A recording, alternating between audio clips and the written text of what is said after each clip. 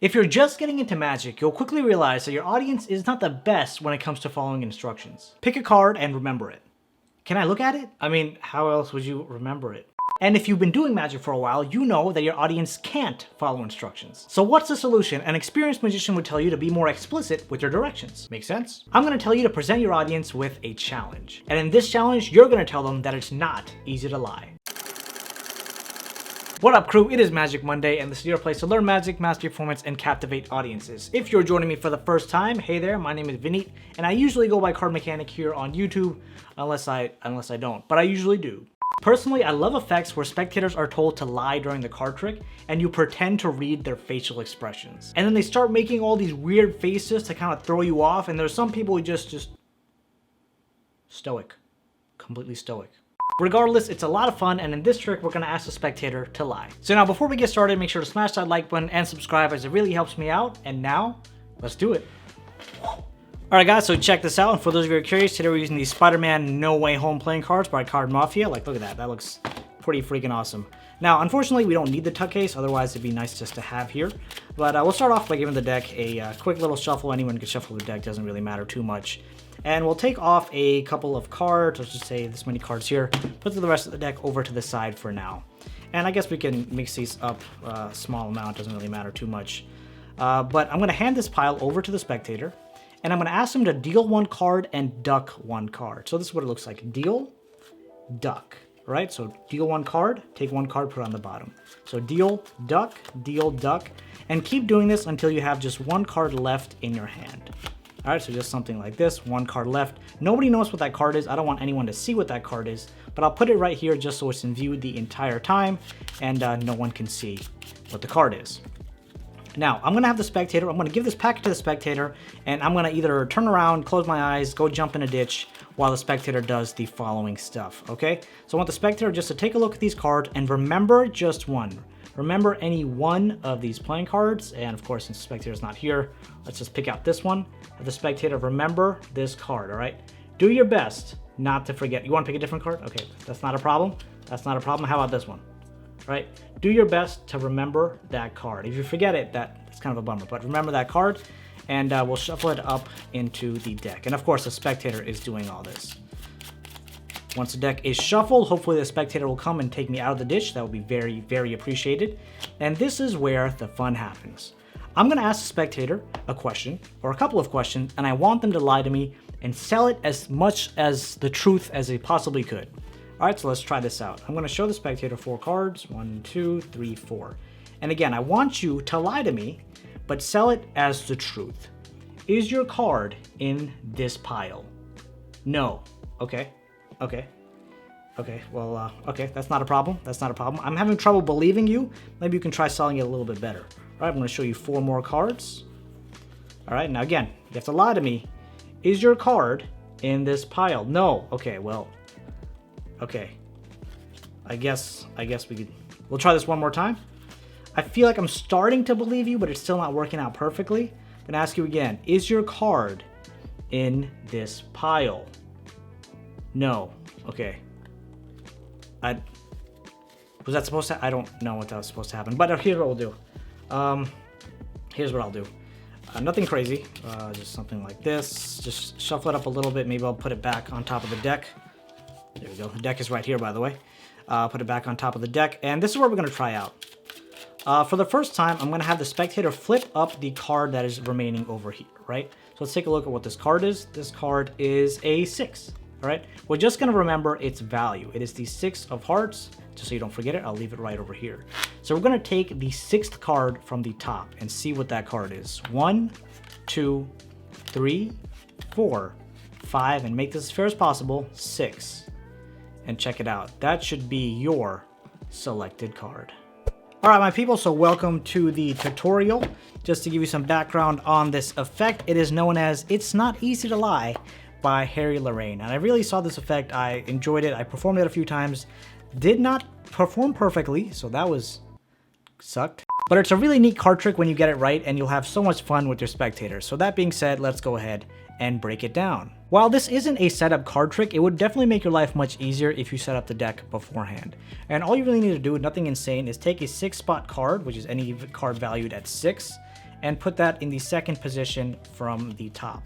Now, if you don't want to take this approach, you can always have the spectator go ahead and shuffle up the playing cards, and I guess once they're done shuffling, once you get the deck back from the spectator, you can quickly look through and just look for a 6-spot card. You can call the card to the second position from the top and have it start over there.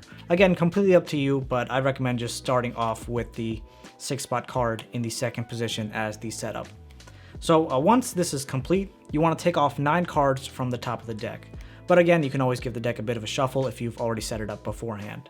So you want to take off 9 cards, 1, 2, 3, 4, 5, 6, 7, 8, 9. Be sure not to reverse their order, and you put that down on the table. Take the rest of the cards and put them on over to the side.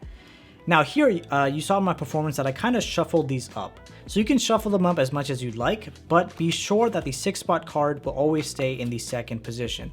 Or if you know how to shuffle up the playing cards while keeping the card there, that works too. But what I like to do is I just split the cards, just like this, and I kind of put them into each other, making sure the top 2 cards staying as they are.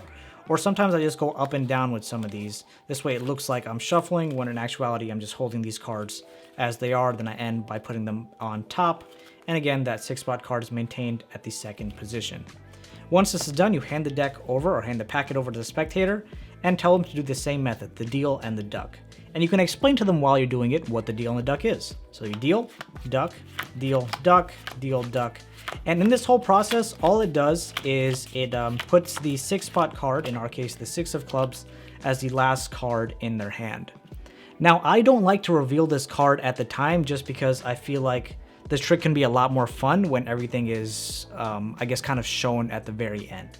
So once I have that card remaining, I'll tell them to not look at that card and just leave it on over to the side for now. And then you can really begin with the rest of the trick.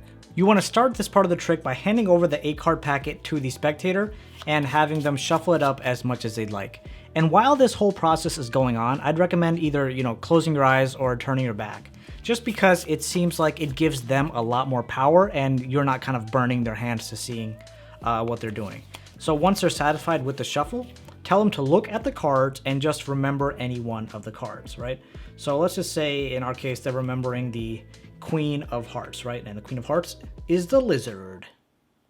Anyway, they remember the Queen of Hearts, put it back into this packet and shuffle it up as much as they'd like. So we actually have no idea where that Queen of Hearts is.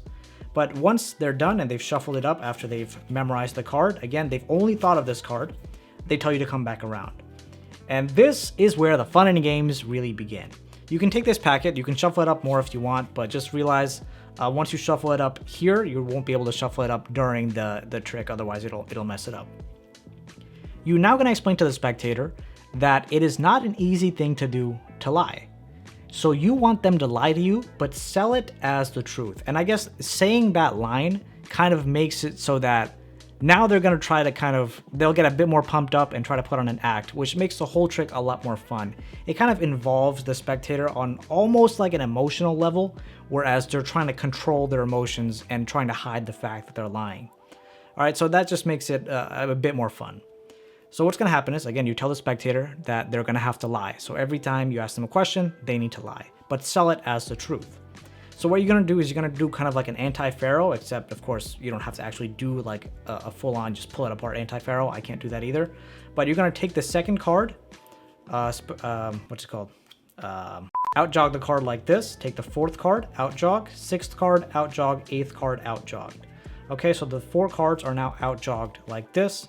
And you're going to spread it out, show them to the spectator, right? So in this case, I show them to you, show them to the spectator, make sure they don't see the cards that are here on the bottom.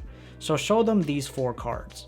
And now this is where you kind of have to remember somewhat of a pattern, right? And the pattern that you're going to remember is yes, no, yes. Say it with me. Yes, no, yes. One more time. Yes, no, yes. And this is really the only place that you can mess up in this card trick, because this is where I messed up when I performed this card trick for the first and second time, and it was not great.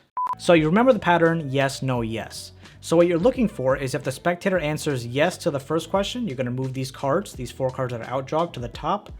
If they answer no to the first question, you're going to move these cards to the bottom. And now let's say it's the second question, and you're remembering your pattern of yes, no, yes. So the first answer you're looking for is yes. this packet goes on top. If their second answer is no, then this packet goes on top. If it's yes the second time, this packet goes on the bottom. And if it's yes the third time, then this packet goes on top. And it'll make more sense as I kind of walk through this example. All right, so we show these cards to the spectator. And again, we've asked the spectator to lie, and our pattern is yes, no, yes. So we ask the spectator, is your card in this pile? And they can clearly see their Queen of Hearts in this pile. So they're gonna say no. Since they said no, you're gonna take these cards and put them on the bottom. If they had said yes, then you would have put these cards on top, okay? And this is where the yes, no, yes comes from. So they said no, these cards go on the bottom. Now you're gonna repeat the same thing, the second, fourth, sixth, and eighth card. You're gonna show these cards to the spectator just like this. As a spectator, is your card in this pile? Now we can see our Queen of Hearts here. They have to lie, so they're gonna say no. And remember our pattern, yes, no, yes. Since they said no, we're gonna take these cards and put them on top this time. Again, going based off of our pattern. And the last one, you're gonna do this one more time. Out jog, second, fourth, sixth, and eighth. And then again, remember the keyword in this time is yes, yes, no, yes. First question, we're looking for a yes. Second question, looking for yes. Oh, sorry. First question, we're looking for yes. Second question, we're looking for no. Third question, we're looking for yes. So if they say any of those answers during the first, second, or third question, that pile goes on top. Now here again, we ask them, do they see their card? They're gonna say no. And since our keyword in question number 3 is yes, and they said no, this pile is going to go on the bottom. I know it's a bit confusing, but I guarantee you once you try this out, it'll make so much more sense. So once all this is done, right, the Queen of Hearts will now be in the 6th position. And if you remember, this card here is a 6-spot card that no one has seen yet aside from you when you kind of set up the trick. But anyway, it's in the 6th position. So what I like to do is I like to shuffle up the deck now. And the way that I shuffle it up, and just remember, do this very carefully because you don't want to mess up the order and, completely screw everything up. You want to peel off, if you really want to shuffle, peel off 3 cards. So peel off 1 card at a time. 1, 2, 3. Throw the rest of these on top. Then peel off 4. 1, 2, 3, and 4. Sorry about that. That's 4 cards. Throw the rest of these on top. And that's going to maintain your Queen of Hearts in the 6th position, or whatever card you have in the 6th position. Once this is done, I take these cards, put them on top of the rest of the deck. And then I like to give the deck a false shuffle. You can give it a false cut, whatever you want to do. This is a very simple one that I love using. Swing cut over a packet of cards into your opposite hand. Swing cut even more cards over like this. Make sure you hold a pinky break between this packet. Then you put this down, put the center packet down, and top packet down. Right, so up to, at this speed, it didn't really look that cool, but if you put it up to speed, it seems like you're kind of just cutting the deck in random locations. So now if you take a look, the 6th card from the top will be the Queen of Hearts, and you pretty much know exactly where this is going. You tell a spectator to take a look at this card, they're going to say, oh, it's 6. You're just going to remember the value. And then you give this packet or this whole deck to the spectator, and there's a lot of spectator interaction going on throughout this whole trick, which is really going to have a mind-blowing reaction at the end because they're just so involved. They're going to be so invested in this trick, and when it works out, it is going to be awesome. So you ask them to deal off 6 cards. 1, 2, 3, 4, 5, 6. Take a look at the card. Did I even deal 6? Clearly, I cannot count. What's going on? But anyway, they deal off the 6th card and reveal that it's the card that they literally thought of, the Queen of Hearts. While this card trick is really amazing because it doesn't require a whole lot of skill, be sure to make the right moves when the spectator is answering your question, because I have made mistakes with that before and ended up completely clueless with the card trick, and then I just look stupid. Don't be like me. Now here's what I got for you. If you want to see one of my favorite lie detector card tricks that I still do to this day whenever anyone asks me to do card magic, this is the video that you need to check out. Like, you need to check out. You'll see a much younger, skinnier, and timid version of me in this video from 5 years ago, but I think you'll have a good laugh and learn an even better trick. So thanks so much for joining me today. It's always a pleasure having you here. Have a great day ahead, and I hope to see you in that video.